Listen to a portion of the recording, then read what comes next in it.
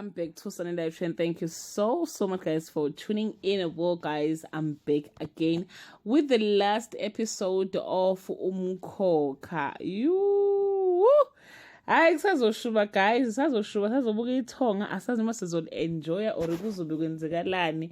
But nje namhlanje guys, it's the day ukuthi ke sibuka Umkhokha okugcina ngci. It's the final episode of Umkhokha. Yeah, guys, I was reading and check ukuthi ke what can we expect to ukuthi yenzeke namhlanje. Mangabe sicheka lapha ngamatears azike series finale. It's again them Temples and the comedians bury their hashed and have a reconciliation lunch, but their enemy number one returns to shatter everything.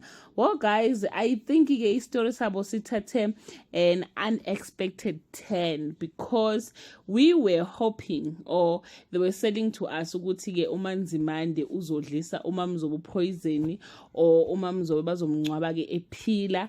But at the end of the day, guys, they made peace.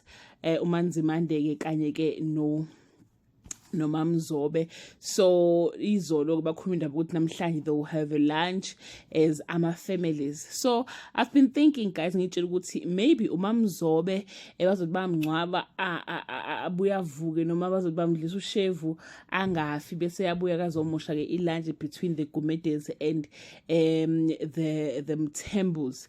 But it's look as if they have a common enemy.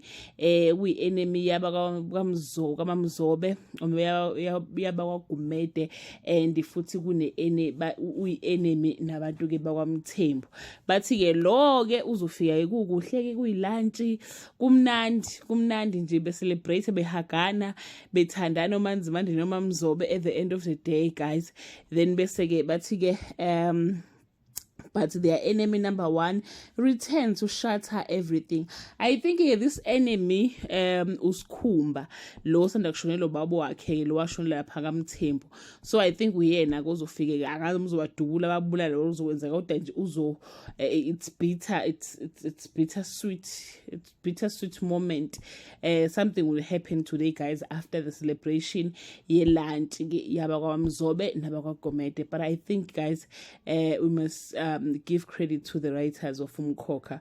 Indlela bawuvale ngakhona ukuthi nje ibe khona le reconciliation between ke uManzimande kanye ke noMamzobe after 30 years lo kade bewusho ke izolo. So guys, yeah, man, we'll miss them so much. And that brings us to the end of this video. Do leave your comment below and share your opinion. Are you ready for the new soapy Ithonga, or you are still stuck lapana ke kumkhokha? Bye.